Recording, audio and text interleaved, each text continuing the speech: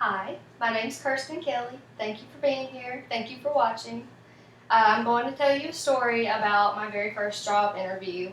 It was my first adult job interview. I had been a waitress and a server for several years and decided that since I wanted to go into the nursing field, I really needed to get a job in the healthcare system somewhere. So I found a job posting for an ED technician, which is basically a CNA, but can also do some more things once they get certified as they go in their career, and ultimately work there until I became a nurse. The interview started and it went really well. I sat down with the ER director and the manager, and they really liked me. I really liked them. They had a lot of good questions. And then they started in about my experience, and I told them that I had not had any experience, as they knew from my resume that I had I had no experience in healthcare. So they asked if they said, well, that's okay. How far along are you in nursing school? And I said, well, I haven't started. I won't apply until next spring. And they said, well, okay, have you gotten your CNA certification yet? And I said, no, I haven't done that either. And they said, well, to have this job, you have to be able to have one of those two things.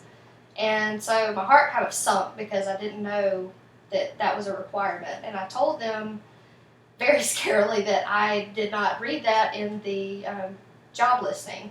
So when they got to, they kind of sat there awkwardly and just looked at me for a little while after I questioned them about it. And they actually went and printed off the job listing that I had applied for and came back in and said, well, you were right. It only says you need a high school diploma or equivalent, and it doesn't say that you need nursing school experience or CNA experience. So I was really relieved, but I was still mortified that I had just applied for a job that I had no experience in or was not qualified for. So we ended up finishing the interview, and they actually brought in a few other people that were within the same department and interviewed me with them as well for peer interviews, and we got through it, and I thought surely when I left I did not get this job. But they called me in about 2 weeks later and told me that they found a job for me that I was qualified to do, and that I was also going to cross-train for another job, which is the job that I actually have now.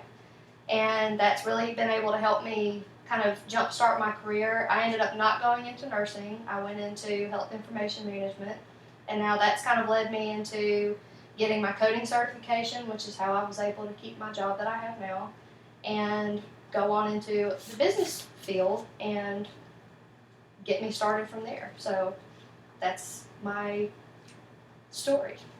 Thank you.